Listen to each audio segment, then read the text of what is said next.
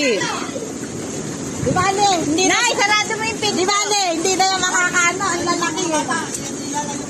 O may umaandar ba yung sasakyan mo? Ha? Sasakyan mo? Sinabi. Sinabihan ko na si Dek eh, umuwi eh. Ha? Sinabihan ko si Dek, umuwi. Tay, tumabi ka! Sabihin siya ano yan eh. Tayo, tabi!